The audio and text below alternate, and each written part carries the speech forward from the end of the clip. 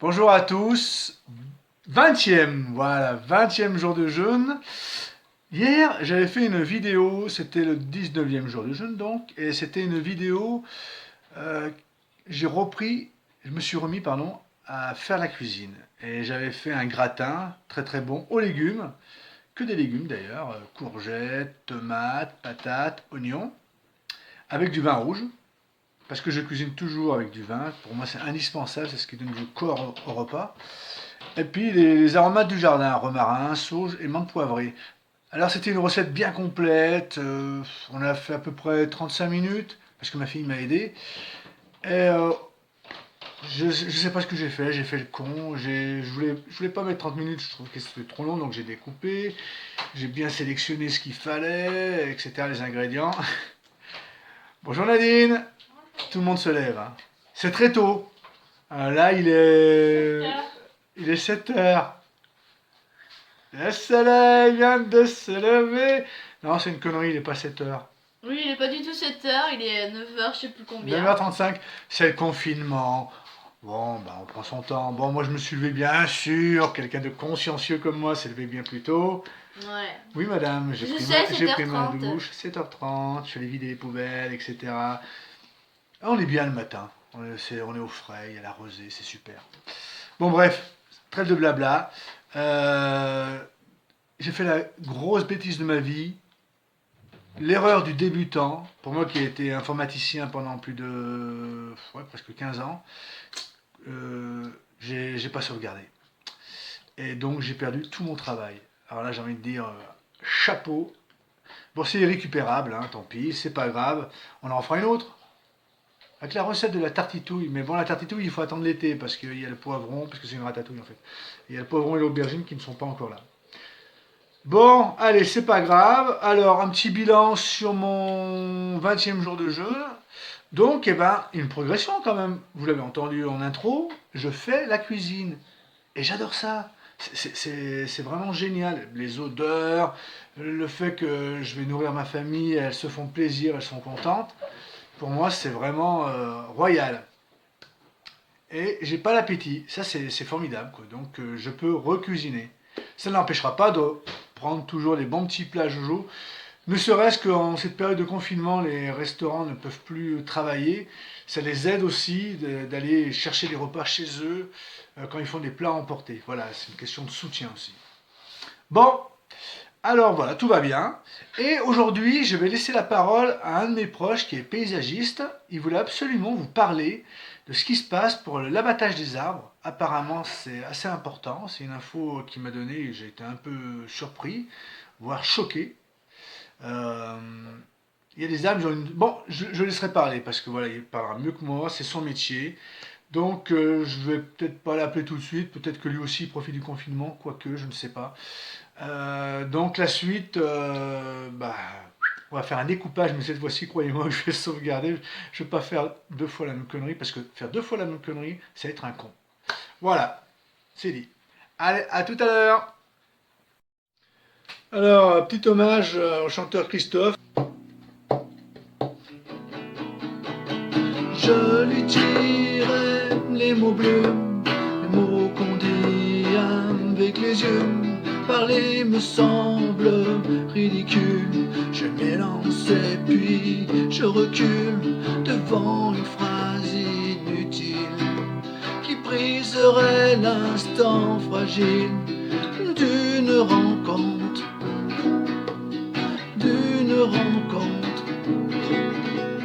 Je lui dirai les mots bleus, ce qui rendent les gens heureux. Je l'appellerai sans la nommer. Je suis peut-être un peu démodé, le vent d'hiver souffle en avril. J'aime le silence immobile d'une rencontre, d'une rencontre. Voilà, donc Francky devrait bientôt m'appeler. Francky, c'est donc le fameux paysagiste qui a des choses à vous révéler. Là, normalement, il doit m'appeler sur le portable de... Ah ben, c'est bon. Yes, ça marche. Alors, salut Francky, ça va? Ça va, ça va. Pas trop dur le confinement dans une grande ville? C'est un peu compliqué, mais bon, on fait avec, hein, avec. D'accord. T'arrives un petit peu à sortir, bah, par exemple pour ton gosse, de le promener, etc. Bah, disons que on le fait, quoi, mais c'est vrai qu'ils ont tendance un peu à distribuer des amendes, donc on fait attention, quoi. Ouais, Mais ouais. C'est très pénible, mais hein, bon, cette répression quand même, hein. très pénible. C'est Ah très ouais, ouais. pénible parce que, par contre, ouais, enfin, bon, c'est vrai, c'est très, très, très compliqué, franchement. Mais bon, Ouais, envie de on a drôle de la de chance. heures, ouais, c'est clair. Ouais, ouais. Bon. On a la chance d'habiter au bord du Rhône, donc on arrive à passer les barrières, on va se promener sur les bords du Rhône, on ne se fait pas trop voir, quoi.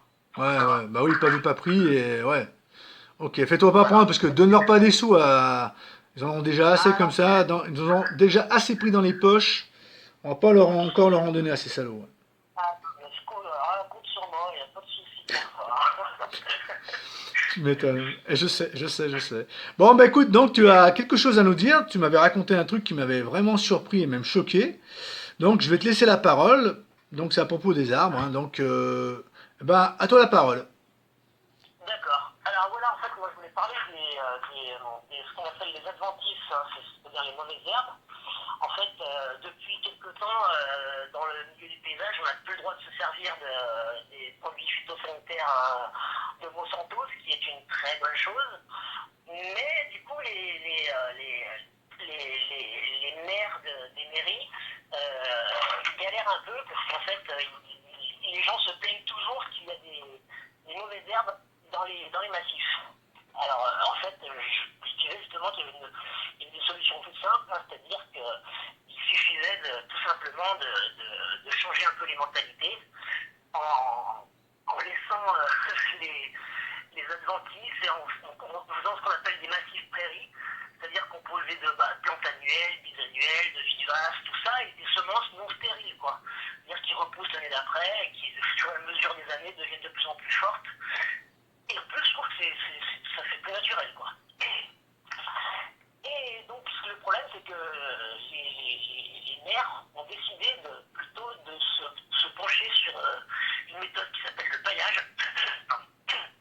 Et en fait, vous avez dû voir ça sur les massifs, ça dépend des régions, hein, mais en règle générale, dans toute la France, c'est comme ça.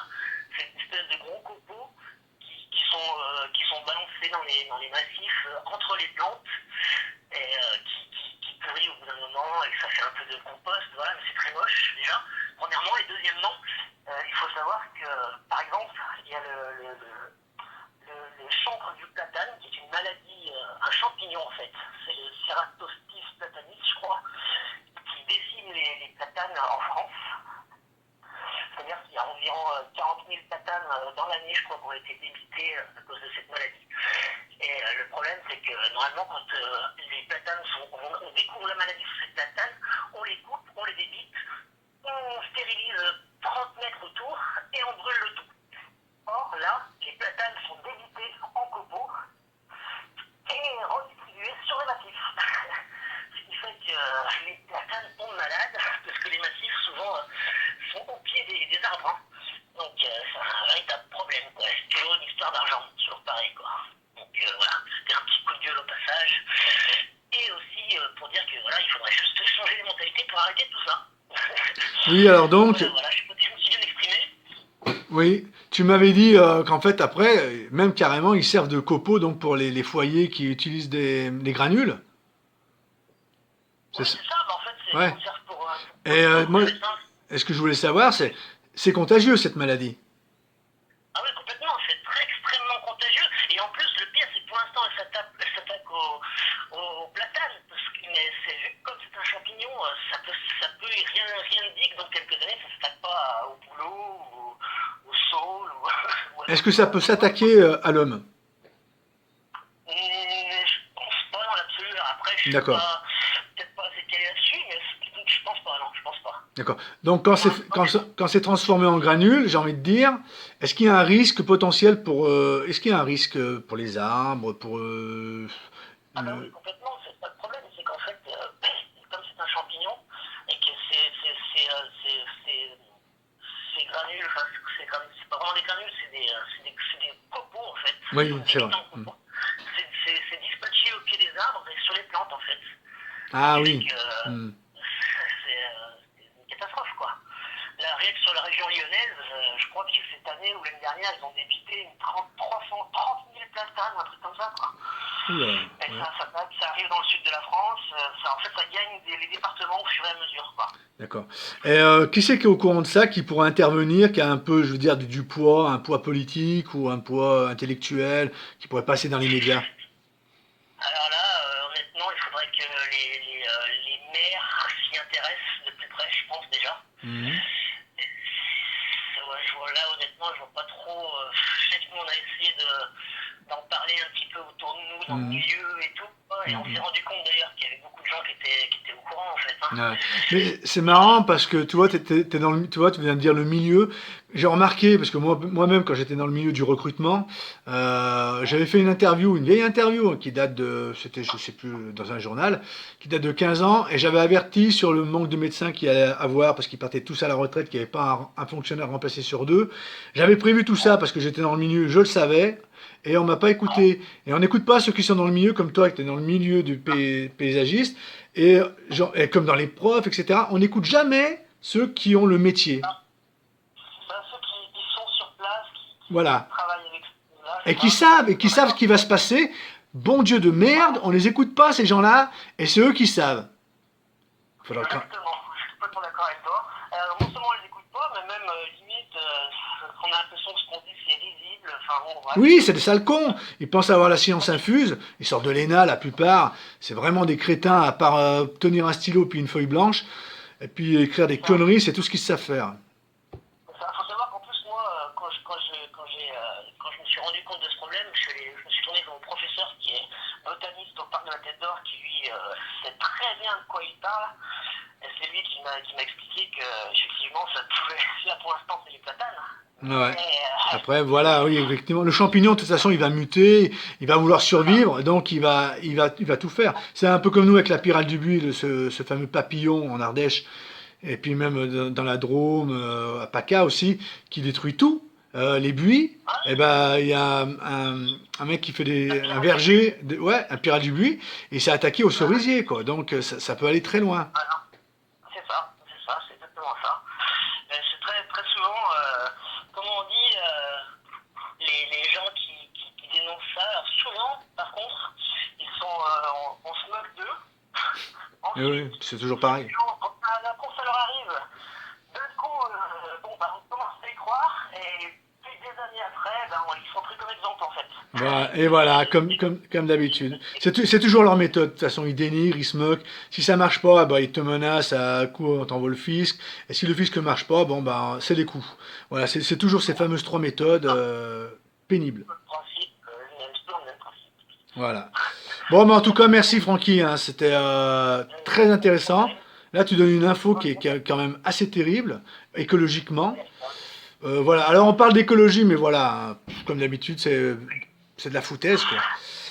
Il y a beaucoup à exactement. faire. C'est pas, voilà, ça c'est important, quoi. Pour travailler dans le milieu du paysage, je peux vous dire que les mesures qui sont prises écologiquement, pour l'instant, tout le monde sait pertinemment que ce qu'on fait, ça ne sert strictement à rien du tout. Ouais, je suis même pas étonné, je suis même pas étonné. On est gouverné par des salauds, par des voyous, par des mafieux, et tous pourris. Aujourd'hui, on peut le dire, c'est tous des pourris.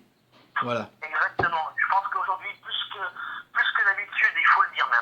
Ah, il faut le dire, faut pas se dire, oh, ils sont pas tous comme ça. Si, c'est tous des comme dirait mon chef de. Hein, voilà. Bon, bah, Francky, toujours un plaisir de t'avoir. Et, bah, à très bientôt. À très bientôt. Ciao. Salut, merci, hein. Ciao.